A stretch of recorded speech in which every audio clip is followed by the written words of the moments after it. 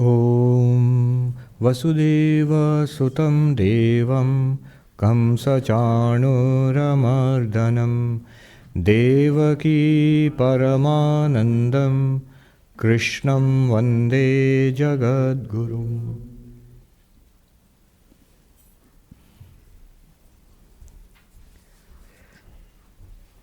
Have you heard of ignorance studies? Today, I'm just coming out of a 2-day conference on unknowability at the New School. Akash there was sitting next to me. Very interesting conference. And the last speaker in the last session today was a sociology professor from the University of Sussex. I did not know about it, that there is a full field called ignorance studies. They even have a handbook. I asked her in the Q&A session, are you aware that in India, in Vedanta, for a period of nearly 1,000 years, from say 800 AD, from Shankaracharya's time to about 1700, there was a intense discussion on ignorance, avidya. And she said, no, I don't know that. And so ignorance. and she was very interested.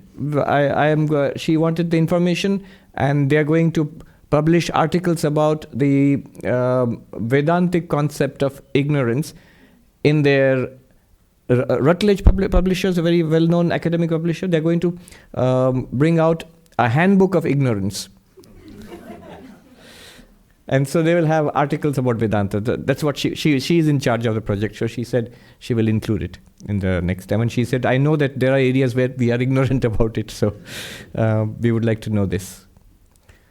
Very interesting conference. There were mathematicians, world-famous mathematicians, physicists. John Barrow, a well-known physicist, he gave the keynote address yesterday at the Tishman Auditorium in the New School.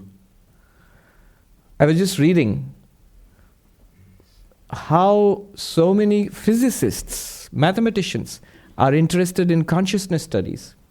One of the latest articles which I read, Ed Witten, who is a physicist, theoretical physicist, string theorist at Princeton University. He is now popularly on the net compared to that if we have anybody today of the stature of Newton and Einstein, it's Ed Witten. So he's like that. Somebody called him the smartest man on the planet today, living person today. So he was asked about consciousness, and this article, it quotes him. I just read it today. He says that, I believe consciousness is going to remain a mystery. As we study the brain further, biologists and neuroscientists will learn more and more about the workings of the brain. But why those workings are associated with something like consciousness, that is going to remain a mystery. And then he goes on to say, I feel it is easier to understand the Big Bang than it is to understand consciousness. Another physicist, Andrei Linde, he's a Russian theoretical physicist. He asks this question, is it then possible that consciousness can exist without matter? We'll, of course, I know, you're all Vedanta students. You're all nodding. Yes, yes, yes. Is it possible that consciousness can exist without matter? And then he goes on to say that I believe that the study of the universe and the study of consciousness are connected. And probably as science develops further, we will come to a point where we'll realize that we cannot understand the universe. We cannot understand one without the other. This, consciousness and the universe. So these are extraordinary things for physicists to be saying, mathematicians to be saying. So we are really living in extraordinary times. And when unknowability is the theme of the conference, there were historians and literature professors and sociologists, anthropologists, psychologists, of course mathematicians, climate change scientists from NASA. So the whole theme was, what are the limits to understanding? So I told the professor that it was the ancient Indians, they called it Maya, the theory of Maya. Good. So it will be in the Handbook of Ignorance. The second chapter of the Bhagavad Gita, we were discussing the section where Arjuna asked a question about the nature of the enlightened person. The word used is very significant. Sthita prajna, stabilized wisdom. We often understand many things. We learn many things and understand many things, but we find it difficult to apply it in life. Stabilized wisdom is a person who can live the wisdom, who has understood something and then can live it. Erich Fromm, very well-known psychoanalyst, he said, insight divorced from practice remains ineffective. Insight, your understanding. Unless we try it out in life, it remains ineffective. So Sthita Prajna is the person who is living what he or she has realized. Now, it is very difficult, Krishna points out, if our sensory system and our mind, at two levels there are problems. One is at the sensory system. They're very powerful, very turbulent. Seeing, hearing, smelling, tasting, touching. Today there was a professor, Stuart Firestein. He is a biologist, and his whole life he has been working on smell. How do we smell? And so at the end today somebody asked him, so are you close to it? And he said, we thought we were. We are now about to discard whatever we did. Now we are going to change the whole thing. We suddenly realized, no, it's not that way. Anyway, so these are very powerful systems. Then there is something subtler than the senses, which is even more powerful. The subtler, the more powerful. What is subtler than the senses? The mind. Thoughts, feelings, emotions, ideas. So these two are obstacles. They have to be controlled and brought and made to serve our purpose, to help us on our path to enlightenment. Otherwise, they're going to be huge obstacles to enlightenment. And how so? We saw in the verses 62 and 63. If you remember, dhyayato viṣayān pungsa sangasteshupajāyate sangat sanjāyate kama kamat krodho vijāyate krodhat bhavati sammoha sammohat smriti vibhrama smriti bhrangshat buddhināśat pranashyati. As I said last time, like Buddha talked about the eightfold path to liberation, this is the eightfold path to destruction. What are the 8 steps to destruction? They are not to be practiced. These are warnings. Constantly dwelling on sense objects. Dhyayato viṣayān. Dwelling means thinking about things of the world.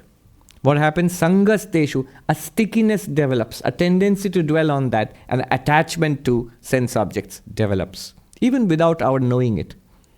I am thinking about it. I can choose to think about it. I can choose not to think about it. If I say that, I am deluding myself. The moment I try not to think about it, you see. So, sangasteshopajāyate, an attachment, a stickiness comes to it. Eyes want to see certain things. The nose, wants to smell certain things. Touch, we like certain touch. Sound. Then what happens from that attachment? Sangat sanjāyate kāmaha. That attachment develops into desire, a powerful psychic force. Let me have this. Let me enjoy that. Let that be mine. It could be a person, could be a thing, could be an experience, could be an object, could be a place, a job, an honor, a status, anything. Let that be mine. And from that, if those desires are satisfied, then the result is greed, more, lobha. If it's not satisfied, then what it says? Krodha, anger. Behind every anger, every flash of irritation is desire thwarted. You say righteous indignation, maybe righteous indignation or whatever, but indignation is indignation. There's something that has been thwarted there. Something that you wanted did not go your way. The result of anger is never good. Either the result of desire. The result of desire is never good. Either greed or anger. Both of them, same thing. Anger and desire are two sides of the same thing. They're connected. And then, krodhat bhavati sammoha, delusion comes from anger. What should I do? What should I not do? Then he says, sammohat smriti vibhrama. From delusion, all that we learned, all the Vedanta classes and the notes and all are completely forgotten. All the wisdom, completely forgotten. And smritir bhrangshat buddhinashaha. With the loss of memory. Loss of memory, he does not mean actually amnesia. It's all there, but I'm unable to recover. Those who know the story of Mahabharata, you recall Karna, unable to recover the knowledge. He was cursed that when you really need this knowledge, it will not be available to you. So that's a kind of a story which applies to all of us. If we are not really settled in that wisdom, if it's not natural to us, when we really need it, it is not available to us. So, smritir bhrangshat buddhinasha. The intellect then is at a loss to decide what to say, to whom, what to say, what not to say, what to do and what not to do. Completely confused. What I should not say, I say it. What I should not do, I do it. What I should do, I do not do it. How do I know that? Because later I have guilt. Guilt is very interesting. How interesting that I feel about my own action. How could I do that? I wish I had not done that. I wish I had not said that. How could I do that? How is that possible? How is guilt possible? I am acting according to my best thinking and best interests. But no, I am not. Sometimes I'm acting in such a way which we come to regret. So regret and guilt. Buddhinashat pranashyati. It short circuits. Anger, desire, short circuits. Even neuroscientists said that when that flash of anger comes, your neocortex, which is supposed to deal with the more advanced functions of the brain, the thing is it requires some time. Whereas the animal brain does not require in time. It's designed in such a way to respond immediately to danger. In a flash it responds. In fight or flight. A response is in a flash, not a considered response. So the neocortex is bypassed. Even neuroscience says that this is very good psychology actually. It actually works that way.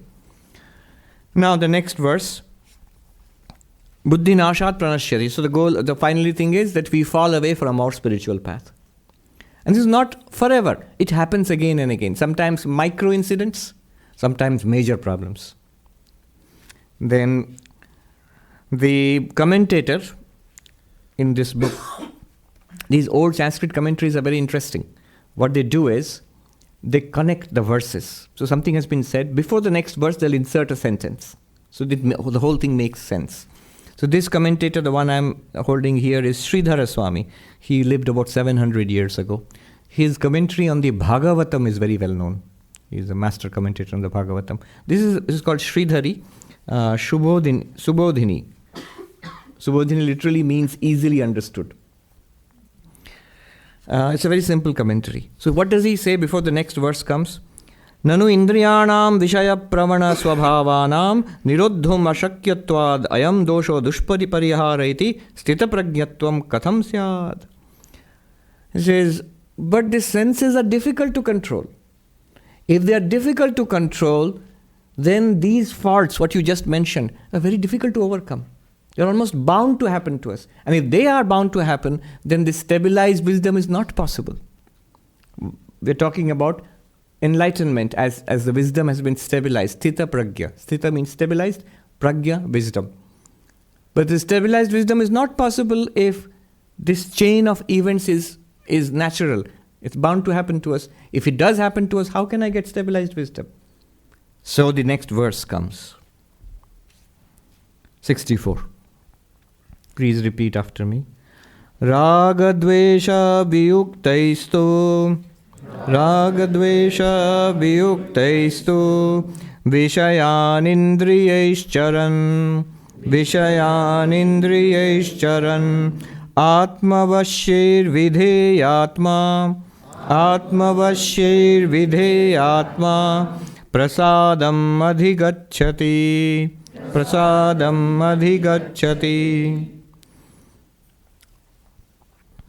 The person of controlled senses, that person can go and mix with the world, interact with the world, even enjoy the objects of the senses, with controlled senses, with the senses in check. Such a person enjoys a joyful serenity of mind. The word used here is prasādamadhigacchati. Now, normally, to a Hindu, when you say prasad, it means the offered food. Food is very important in religion. So the prasad is the food that is offered to God, and then you take it as prasada. Bhoga is offered to God and it's taken as prasada. So, sacred food. But here it means the joyful, a serene and joyful state of the mind. A serene and joyful state of the mind, prasada. That is very conducive to spiritual practice. If you have that, spirituality is easy. If one does not have that, it's a terrible struggle. What kind of mind is aimed at here? A joyful yet serene. And not just once, generally. It becomes a tendency. It becomes a habit to remain in that state. How do you get that? It says, move around the world, interact with the world, do what you have to do, but with senses in check, under your control. So I remember, it's like somebody was teaching me to drive in LA, in California. And so one of the things I remember they said was that don't get too close to the car. The difference between you and the car ahead, there's a certain distance you have to maintain, and that depends upon your speed. So if you're moving slowly, the distance is less, but if you're moving fast, the distance is much more. So that you should be able to stop. By the time you apply your brakes and the car stops, there'll be a distance which is covered, and which should ideally be before you hit him. Yeah. They're very funny, the instructors. I had a lot of problem with parallel parking, so... By the way, I never mastered it, so... So one of them went that, it's very simple. You sort of edge in there and you roll back till you bump into the other car behind, gently, and then you roll forward until you bump into the car in front, and then come in back, and in between you stop. I thought he meant it seriously. Only for a moment. Now this ability to judge the movement of the car so that it will not hit the car in front, it's a very good way of understanding what are the inertias, the psychological inertias within us when we are interacting with the world. What pushes your buttons? The American phrase is there. What makes you angry, what tempts you, what bores you, exhausts you, irritates you. Know that and remain within your tolerances. Don't expose yourself to a situation where you're almost bound to fail. Whether it's anger or greed or irritation or prejudice or hatred, try to carefully remain so that you are able to stop before you hit the guy ahead of you. So, rāgadveṣavimuktaistu. How do you do that? Use the senses to contact their objects. That means deal with the objects in the world without rāgadveṣa. Rāgadveṣa means attachment and aversion. There is an automatic conditioning where the senses are pulled to their objects. That should not be there. There's an automatic conditioning where instinctively we have aversion to certain people, situation. That also should not be there. The senses should be under the control of the intellect. You say easier said than done. That's true. With this kind of a mind and sensory system, if one interacts with the world, you do your job, talk with people, whatever relationships, whatever is going on, your mind will remain serene and peaceful. Peaceful, serene, and joyful, happy. Arjuna had asked 4 questions, if you remember. What is the nature of the enlightened person in samadhi, in meditation? Number 1. And 3 questions regarding the nature of the enlightened person while interacting with the world. How does he talk? How does he sit? How does he move around? Kim prabhasheta, kim asita, vrajeta kim. This is the answer to the 4th question. How does this enlightened person move around? The enlightened move around means not physically move around in that sense. It means how does this person interact with the world? We are acting, we deal with people, we work, whatever we are doing in the world. How is that person different from us? Often, people are engaged with the world impelled by their senses, trying to go about fulfilling the demands of the senses or the mind. Whereas this person is not like that. Such a person, he says, prasādamadhigacchati, comes to a joyful serenity in God. Joyful serenity in God. So worth thinking about. This prasāda, this joyful serenity in God. You see, the question is this. Those who have read Sri Ramakrishna's teachings, again and again he says the one thing necessary is a divine restlessness. Just the opposite of serenity and relaxation. He says divine restlessness, vyakulata in Sanskrit, and Bengali also, vyakulata. He says if you have that, a divine restlessness, I must realize God. I must get enlightenment.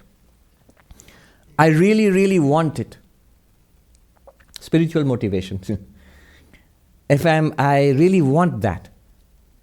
But that seems to be quite different from this relaxed serenity, right? They are not different. One must understand this.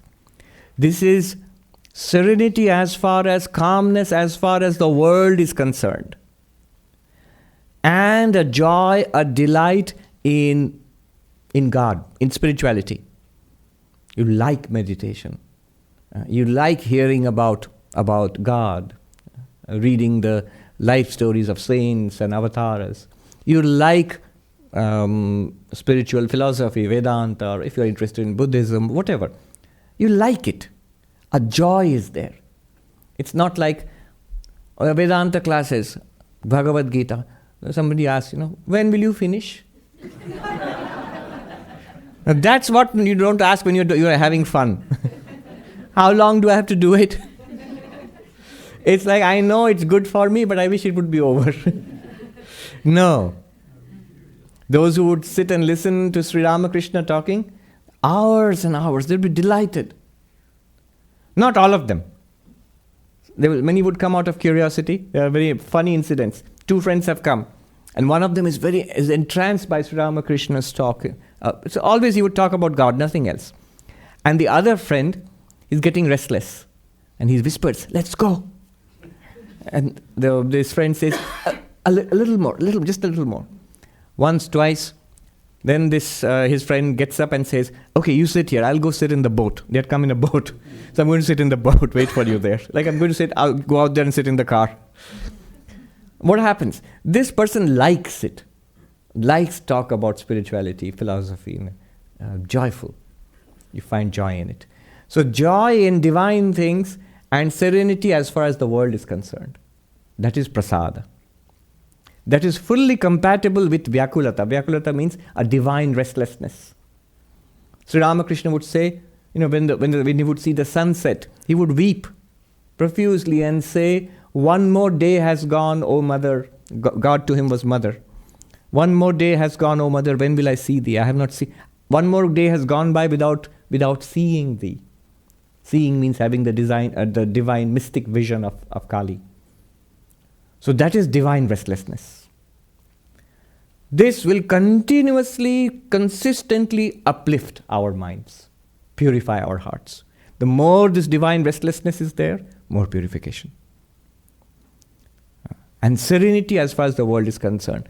See, what makes a person worldly? The same restlessness and delight in worldly things makes a person more and more worldly. Vyakulata is a neutral word. Vyakulata means restlessness. But Vyakulata means restlessness about what? If I'm restless about worldly things, when will I get that? When will that person come? When will this happen? When will my favorite sports team win?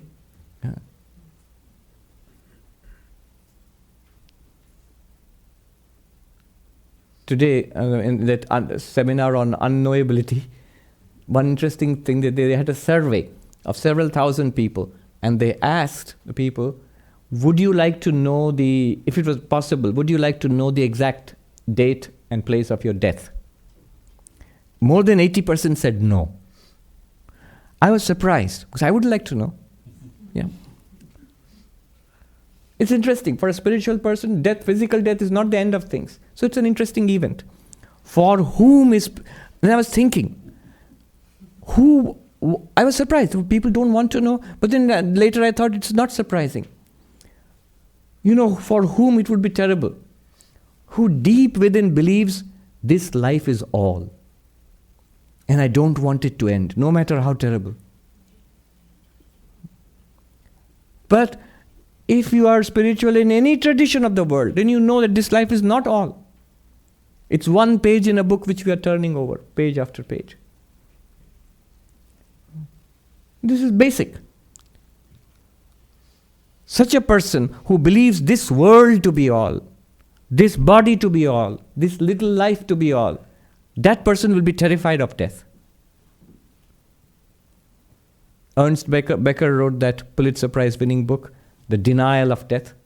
It goes very well. I didn't tell the professor that if it is true that one of the most profound impulses we have is to deny death, the inevitability of death, psychologically deny it, then obviously I wouldn't want to know when I'm going to die. And one of the questions in that questionnaire was, in that survey, would you like to know the outcome of the sports match of your favorite team in some game? And most people said yes. That I'm curious about. My own death, it's not that I'm not curious about my own death. It's just that I can't think about it. Think about it, no problem at all. No, really. If we knew that we have died thousands of times, then it would be, one more death, okay, fine. So what we are upset about and what we find joy in, that decides whether we will be uplifted, become more sublime or more worldly. If you are upset about not realizing God, if you are upset, if you find joy in thinking about God, that joy and that being upset actually continuously helps you onward in spiritual life. But if my mind is upset about worldly things, so the practice here, the principle here is, try to maintain serenity about worldly events. When things go your way, do not be overjoyed. Nice things happen, say, okay, nice. I note it's nice. You're allowed to give a little smile. Good. Things don't go our way, you say, oh, too bad. Fine. That's all right. One Swami in Chennai, he put it so well. He said, Vedanta should enable you to do this much. To go from what to so what. On the basis of Vedantic learning, forget enlightenment is maybe far away. Right now, on the basis of a Vedantic understanding, if you're spiritual in any way, this should be the effect. If you are devoted to God in any form, or if you are a seeker after self-knowledge in any form, this should be the effect. To whatever happens in the world, especially bad things, unexpected, unwanted, unpleasant, so what? There'll be an initial reaction, what? But then it's so what? That kind of serenity regarding happenings in the world.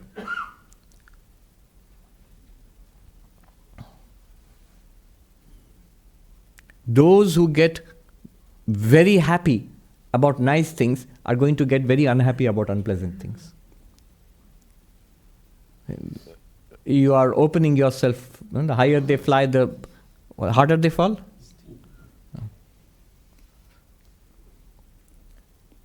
Our Swami Atmarupanji was telling us, see, in this country, we are always expected to be excited. Aren't you excited for anything? And if you don't have a huge smiley, there's something wrong with you, terribly wrong with you. Prozac. Aren't you excited? Why should you be excited? So he gives this funny example. He says, a new cereal has come out. And the advertisement shows that a cereal has come out. Wow, this is great. This is fantastic. Wow. And no. Nothing is no food is worth saying that for. If you react like that to a new cereal, there's something deeply wrong with you.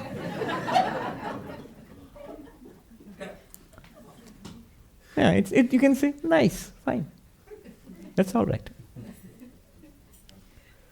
So as far as worldly events are concerned, neither too much excitement when things go your way, and nor too much disappointment or reaction, and frustration or unhappiness or anger when things do not go your way. If the mind stays with God or in your particular preferred spiritual mode, be happy there. Another point, a little deeper point. Whether it is vyakulata, the divine, that restlessness, worldly or spiritual, or it is this prasāda, a calm delight, profound delight, worldly or spiritual. In that state of the mind, the Sanskrit word is dravita, which means melts. The inner being, the subtle being within, our inner psyche, as if it were, not physically melts, but it melts means it becomes soft, impressionable. The sadhu said, dravit ho jata. It as if the inner being melts. And at that point, it's like wax. When you want to put an impression on it, in the old days, they used to put a stamp on it. They would melt it first and then put the stamp on it. And that it would retain the stamp. So when this inner being is melted by calm, peaceful happiness, or by a restlessness, by delight or by restlessness, at that time, whatever you're entertaining, that object of delight or restlessness, that will be imprinted deeply upon the mind. Therefore, the delight or that restlessness should not be wasted on the world. If you do it with anything with the world, a person, a relationship, even things which are nice, many people, children, are the cause of this. Both delight and more than that, restlessness. It's not a divine restlessness. And the more you do that, the more strongly those impressions are driven into the mind. That should be done for God. If you're going to be unhappy, be unhappy that you have not realized God yet. If you're going to take delight, be delighted in the thought of God, whichever way delights you.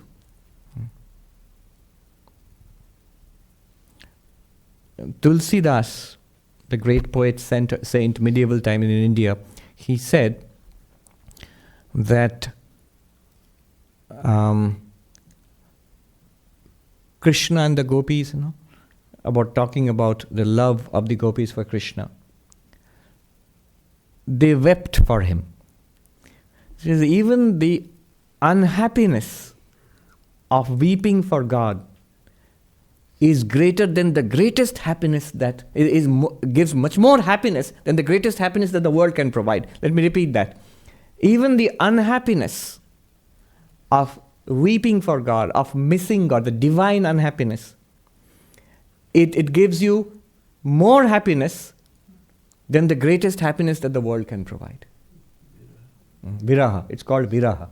Viraha is missing God. Unhappy for God, for that I do not, the absence of God.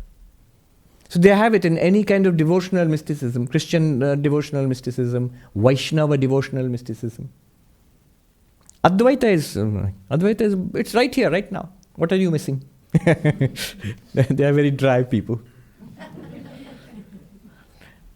So, yeah. Yes. Swamiji, could the melting of the heart be like when we experience tragedies too, like some close one die? True. It's a very good question. If we experience that tragedy, that unhappiness, any kind of worldly unhappiness also, a skillful way would be the sadhaka, the spiritual practitioner, would try to connect it to God. So I'm weeping for something in the world, but I connect it to God, so that actually I'm weeping for God. The way to do that is to put your unhappiness at the feet of the Lord. That I, your son or daughter, I am unhappy, I am weeping for this. Oh my Lord, take care of this. So I connect it to my beloved. These are all methods, skills in bhakti yoga, the path of devotion. So these are points I wanted to make about serenity and restlessness. Both are useful when they are connected to God. Both are dangerous when they are connected to the world. Taking delight in the world or being restless with the world makes you more worldly. Taking delight in God or being restless for God makes you more spiritual. Now, once that prasāda, that serene delight in God comes, then what happens? 65. Oh, look. The commentator said exactly that in Sanskrit 700 years ago. Prasāde satit king syād. If that prasāda comes, then what happens? So that the connecting. 65th verse. Prasāde sarvaduḥkhānāṃ. Prasāde sarvaduḥkhānāṃ. hānirasyopajāyate. hānirasyopajāyate. prasannacetaso hyāśu. prasannacetaso hyāśu. buddhiḥ paryavatiṣṭhate. buddhiḥ paryavatiṣṭhate. When that serene joy in God, that's how I'm translating prasāda. There is delight. So prasāda is actually difficult to translate into English because it has the meaning of delight, a kind of happiness, a pure happiness. It also has the meaning of prasannaceta, that means a kind of wholesome calmness of mind. When that happens, two results will be there. One is sarvaduḥkhānāṃ hānirasyopajāyate. One overcomes all kinds of suffering, unhappiness. And the second one is buddhiḥ paryavatiṣṭhate. This wisdom, the one which I have learned, which I am trying to practice, that becomes settled, that becomes steady. We are able to hold on to it and actually put it into practice. So this state of mind is very good for spiritual life. Suffering is overcome. In this state of mind, suffering is overcome. In every other state of mind, there is suffering. What is the other state of mind? Where I'm trying to get happiness from the world. So if I get happiness from contact with desirable objects in the world, what I like to eat, the person I like, the company of the person I like, the activity I like, the job I like, the place I like, the clothes I like, the contact with these things, it gives a flash of pleasure in the mind. But that's very worldly. And that creates only desire for more. And immediately we get what is called satiated, used to it. And then we want more and more of that, or more varieties of that. So even when you succeed in getting what you want in worldly life, that really is not conducive to lasting happiness. And when we do not get what we want in worldly life, the result is immediately unhappiness. So the worldly pleasure, the Buddhists say that even that is pain. Why? Because before pleasure, there is pain, because you have to work hard for it to get what you want.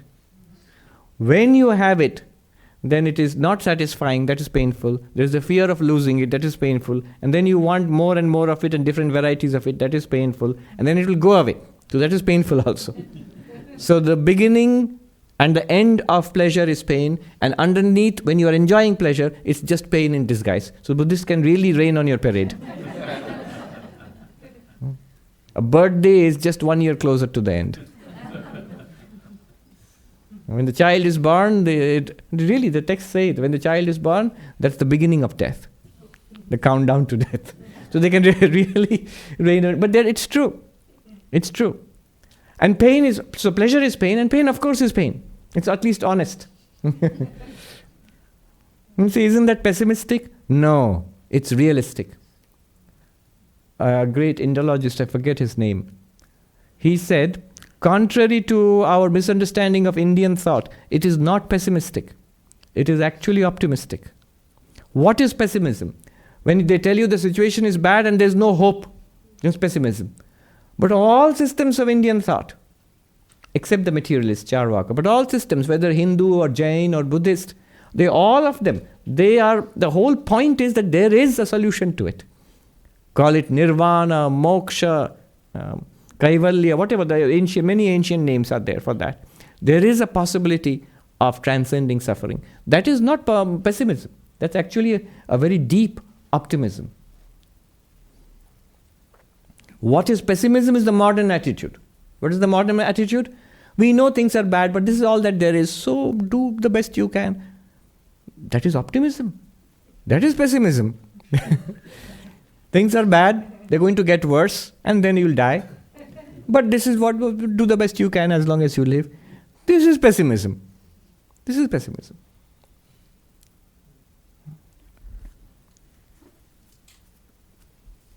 Prasāde sarvaduḥkhānāṃ hānirasyopajāyate. All sorrows are overcome when you have that serene joy in spiritual matters. And buddhiḥ, hyāśu, the word āshu means quickly. For such a person, what the person learns, understands and decides this is good, that person can do it in life. This is a very big thing. Why is it that after reading so many things and attending so many seminars and workshops and classes and making up our mind and a New Year's resolution that I'm going to do this, I'm going to make these and this, that and the other change in my life, and yet years later we are not really making many big changes in our lives. Why? Why are we unable to do that? It's because nothing wrong with those ideals. Nothing wrong with our resolution also. What's wrong is with the execution. The execution is in the hands of the sensory system and the mind. They are not cooperating with us. Whatever you choose to do, you do it for 2 days and then don't do it for 3 more days. So 2 steps forward and 3 steps back. That's the problem. And the problem is with the sensory system and with the mind. Prasannacetaso hyāśu buddhiḥ paryavatiṣṭhate. For a person with this serene and joyful mind, serene and joyful in God, the intellect, the understanding becomes quickly converted into practice. And then he says just the opposite, comparing it. If you don't have that, then what happens? 66. A very nice verse. Nasti buddhi ayuktasya Nasti buddhi ayuktasya nacha yuktasya bhavana nacha yuktasya bhavana nacha bhavayata shanti nacha bhavayata shanti ashantasya kuta sukham ashantasya kuta sukham. Understanding is not steady in a person who is not focused. Yukta means focused in spiritual life. Concentration. The person who is not focused, is scattered. For that person, the understanding is not steady. And without clarity, there is no meditation. For a person who's not focused, meditation also is not possible. Nacha yuktasya bhavana. Nacha bhavayata shanti. And without meditation, without assimilating these spiritual truths in meditation, making it one with yourself, no peace is possible. And without peace, without shanti, kutas sukham, where is this spiritual joy? This spiritual joy he's talking about comes after the peace attained through meditation. Interesting analysis. Sukha, Shanti, Ananda. I mentioned it a couple of days ago. Sukha means pleasure. The Sanskrit word sukha normally means pleasure. Not here though. Here it means something else. But sukha usually means pleasure. So I like a cookie, I put it on my tongue, and what happens? The desired object comes in contact with the sense object, with the sense organ, and produces a flash of pleasure. In Sanskrit, sukhakara vritti. The mind takes the form of a pleasurable sensation. So this worldly pleasure, its basic format is the object should come in contact with the corresponding sense. So I like to eat something when I taste it. I like somebody when I see that person. I like some music when I hear that music. So it's object, sound, sight, taste, coming into contact with the sense organ, and it produces sukha. This is the nature of worldly pleasure. This is sukha. It is. It comes and goes very clearly. It is subject to increase and decrease. More sukha, less sukha, less sukha. We get used to it, satiated. So we want more and varieties of it. So these are the problems with sukha. I like quoting Somerset Maugham, and he says, if you single-mindedly chase pleasure, very soon you find nothing pleasing anymore. This is sukha, the nature of worldly pleasure. In comparison to this, there is shanti. Shanti means peace. What kind of peace? When you shut down this chasing after worldly pleasure and serenely become centered, mindful, centered inwards, not rushing outwards trying to grasp this and that, and serenely centered inwards, that peace of the quiet mind, that is shanti. Quiet sense organs, quiet mind is shanti. That is peace. Eric Fromm, whom I quoted, he also said a wise thing. He said, pleasure these days, he means our modern society, pleasure these days is basically building up tension and releasing it. What it has become in modern society is a build up tension by advertisement. Nice, I want it. iPhone 7, iPhone 8, iPhone 9, want it. Then you get it. Then gone. Now next another thing comes on. Want it, builds up. Then you get it. So building up tension and releasing it. That is pleasure. The modern form of pleasure. You can see why it leads to unhappiness. Shanti is peace. Notice another thing. Shanti, peace, is of one type only. What I mean by that is, disturbance, as many types of disturbing agents are there, so many types of disturbance. Who said that? One of the professors today in the seminar said, somebody asked Tolstoy, not Tolstoy, one of the, who wrote Anna Karenina? Tolstoy, yeah. Somebody asked Tolstoy, why do you write about unhappy people, unhappy families? He says, happy families are all happy in the same way, but unhappy families are all happy in different ways. So you have more to write about. There are many more things to be unhappy about. So, disturbance, unhappiness, pain, they're all different. Anger is one kind of disturbance. But quietening that anger, akrodha, when the anger is gone, that peace. Greed is another kind of disturbance. Greed and anger are different. They feel different. Right? You are with me? You understand? Greed is different.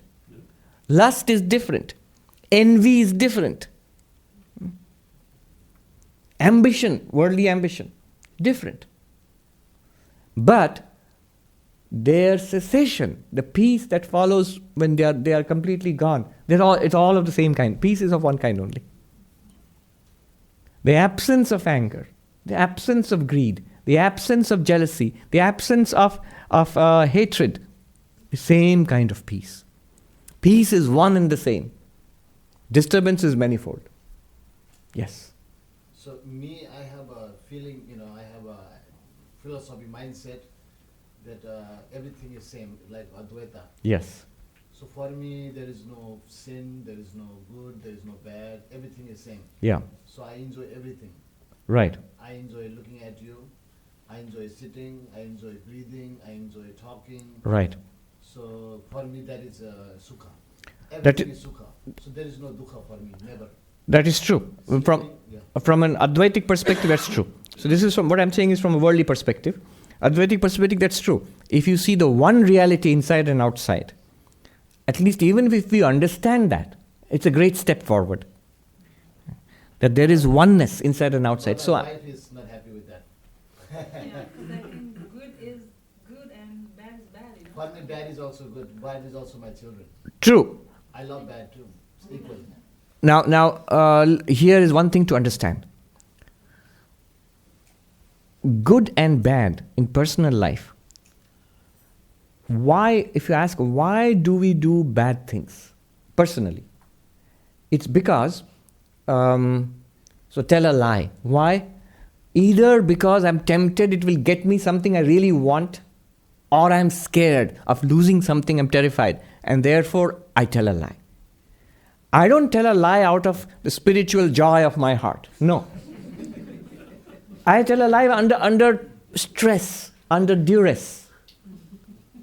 Nobody goes around robbing and murdering people as spiritual practice. Notice one thing. So, this is the interesting thing.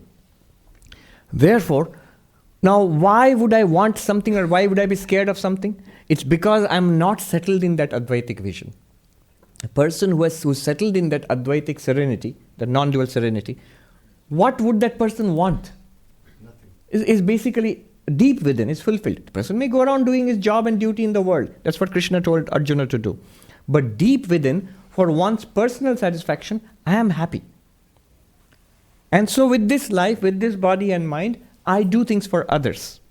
It's not, I don't need anything. I'm fulfilled. Being fulfilled myself, I give. So I would not want anything, so not wanting anything, not being afraid also. If I am that reality beyond body and mind, at the worst, what could happen? This body will die. And which it will die anyway one day. So I'm not afraid of death. Being not afraid and not depending on the world to fulfill me, I am neither scared nor tempted. Therefore, this is an important point. A person well settled in this settled wisdom will not do bad things. Will not do bad things. Hold on to that. Sri Ramakrishna gives an example.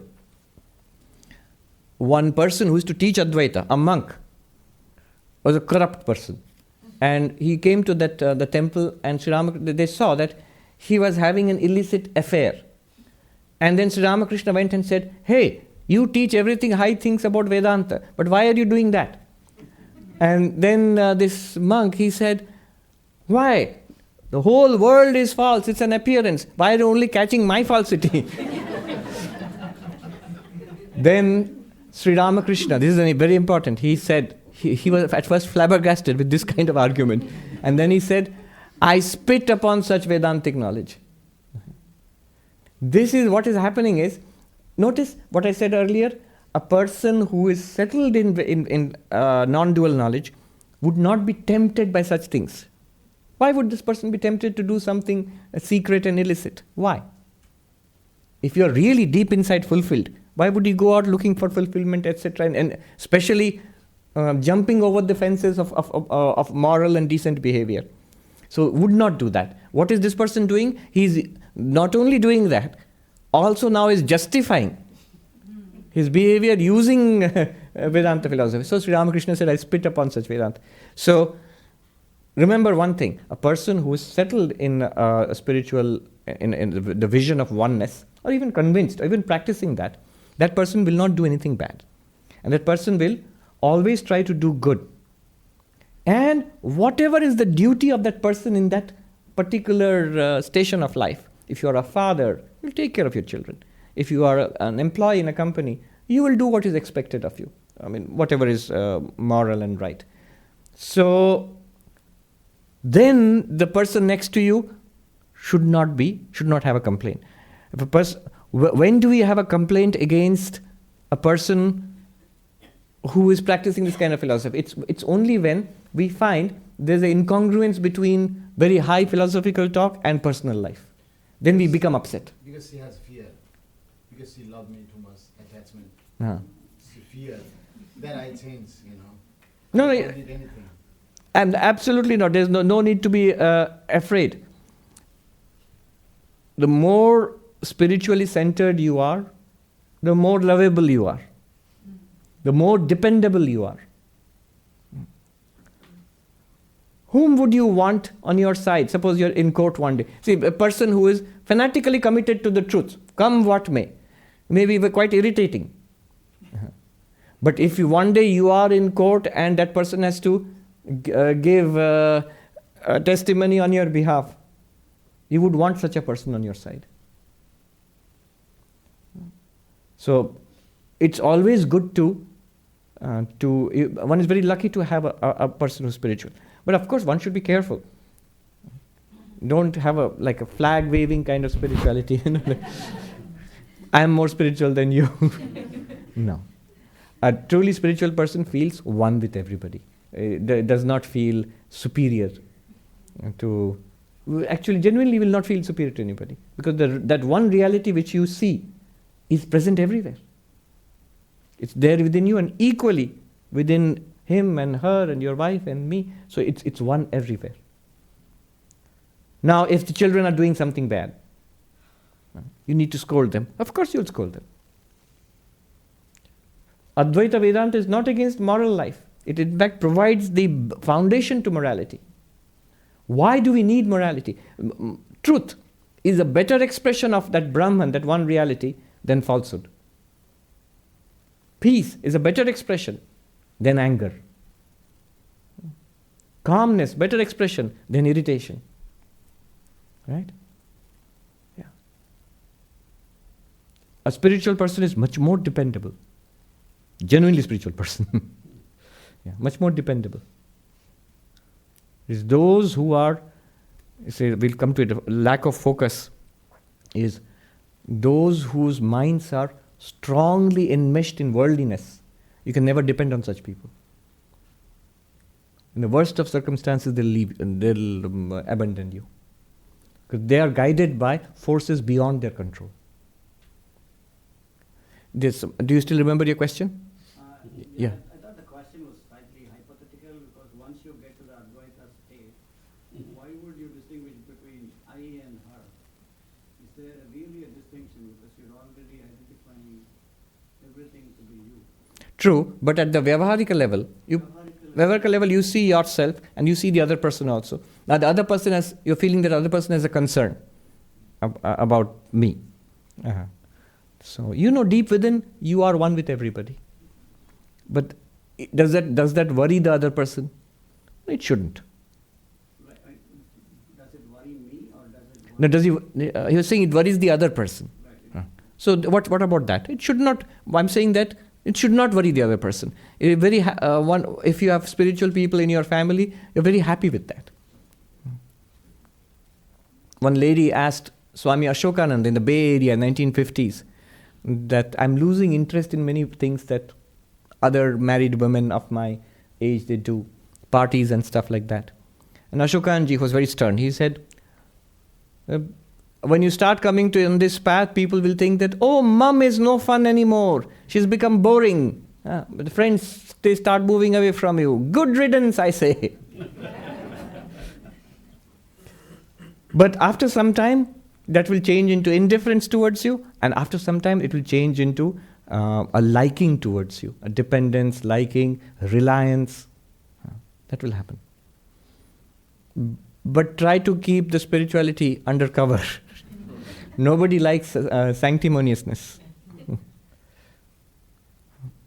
We'll do this verse next time then. Focus is something. All right, let me talk about it a little bit. We'll do it now. So focus is very important. The difference between an ordinary person and a great person lies in the degree of concentration. Swami Vivekananda himself, he said. Remember, these are the practices towards enlightenment or stabilization of enlightenment. So one of the things necessary for this practice is focus. And this focus will not come if a lot of worldly desires are there. One day that person desires success, another day he desires appreciation, another place he desires nice food, music, something like that. All of those are fine, but they should not worry you. If they are there, very good. If they are not there, even better. That should be the position. And that does not mean you will go around for stopping other people from enjoying that. No, not at all. Yeah. So, when the senses are under control, focus becomes natural. One thing I noticed about Sri Ramakrishna, Holy Mother, Swami Vivekananda, the direct disciple, in fact, all the saints, the lives I've read, they're very different from each other. They're all very different from each other. But one of the common qualities they had was a kind of determination to hold on to one thing and finish it. There's so many stories about their lives. I think it was, who was it? Swami Trigunatitananda, who sits down in the Baranagar monastery and he's doing japa, repeating the mantra. And his brothers, other monks, they get worried. He is not coming for food, he's missing his food and sleep and all. And they said, brother, come and take food and then you can go and repeat the mantra. He said, no, I will repeat it until I get enlightenment. I don't want to eat. I could die. So finally a compromise was worked out. He had great reverence for Swami Shivananda. So Trigunatitananda Maharaj had great reverence for Swami Shivananda there. So he said, on one condition I will eat. The brother, the Swami Shivananda, Tarakda, he has to sit next to me and repeat the mantra. I will touch him and eat quickly. And then I will start to... Yeah. All of them had that. Swami Vivekananda. We are reading the life story of Sri Ramakrishna in childhood. One thing that was noticed was a tremendous tenacity. He would forget everything else when he took up one thing and finished that. So focus. This is called yuktaha. Remember, Vedanta is 3 steps. Shravana, Manana, Nididhyasana. Shravana is when you receive the teachings. There must be focus. There must be listening sharply. Alert. That's why in older days, I have also seen teachers who would make you memorize the text. That requires some commitment to memorize the text.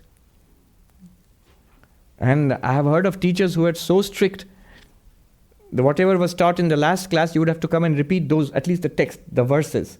If one could not repeat it, you'd be shunned forever, banned forever from the class.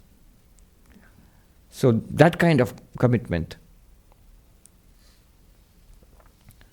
That is the first stage, Shravana, to receive the teaching.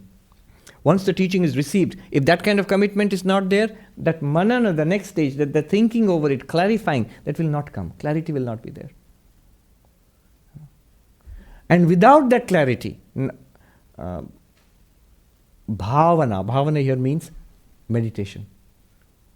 Without that clarity, Vedantic meditation, nididhyasana, is not possible. It's not possible. And without that meditation, he says, peace will not come. And without peace, that sukha, he mentions here sukha, that sukha is not worldly happiness. It's not even the prasāda which was mentioned earlier, a serene joyfulness, not even that. It is the bliss of God realization. Here the commentator says, sukha here is not that worldly happiness. Mokshanandaha, the bliss of moksha, brahmananda, the bliss of God realization, enlightenment. So that's the final sukha. That does not come unless the mind is completely at peace. And the mind is not completely at peace unless you have meditated upon the teachings. And you cannot meditate upon the teachings unless there is clarity. There is no clarity unless there is focus.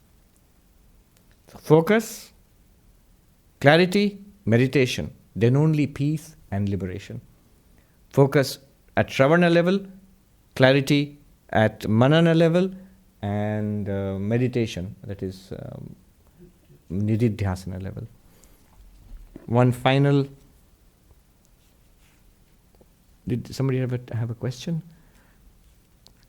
There is a very silly joke, but I must tell you because I just remembered this. So it's actually a pun on words. Those who are Indians, you speak Bengali or Hindi, you will understand it immediately. Otherwise it will be a not very funny translation. But anyway, I'll try. So this verse, Nasti buddhi ayuktasya nachayuktasya bhavana. So, cha ayukta. Ayukta means the one who is not focused. So that person, meditation is also impossible. Neither clarity is possible, nor meditation is possible. But the actual Sanskrit words, if you see, cha yuktasya na cha yuktasya bhavana. So one Swami, he used to love tea, which in Bengali and Hindi is cha, this word. And somebody criticized him, why you are addicted to tea? What kind of a monk are you? So don't you know the Gita says, na cha yuktasya bhavana? There is no meditation possible without a cup of tea. No, it's not very far from the truth. The Japanese tea ceremony is actually a part of Zen practice. Yeah. I think that's the caffeine keeps you awake and alert. I don't know. But there are stories. Bodhidharma, who spread Buddhism to China, Tibet and China. He is also the source of Kung Fu, Bodhidharma. In China it's called Daruma, or Japanese I think it's called Daruma. So he was an Indian monk from Andhra. And he went, so there are many stories about him in China. And he taught them meditation. He also introduced a set of exercises which later became Shaolin Kung Fu.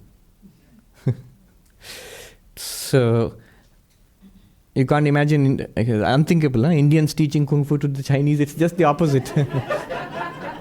But if you look it up, the story is there. That's actually the legend in China, not in India. We don't know much about him in India. So one of the stories is, how did tea come? So this Daruma, Bodhidharma, he was meditating.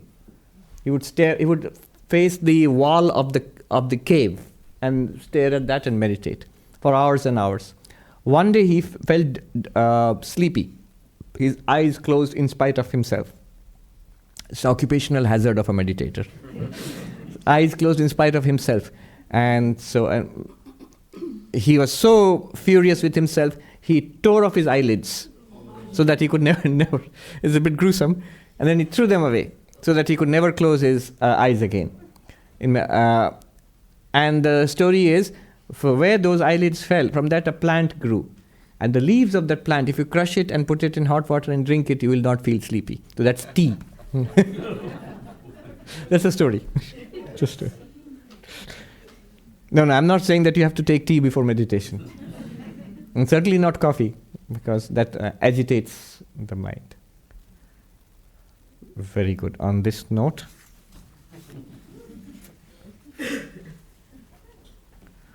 Om Shanti Shanti Shanti Hari Om Tat Sat Shri Ram Krishna Arpanamastu.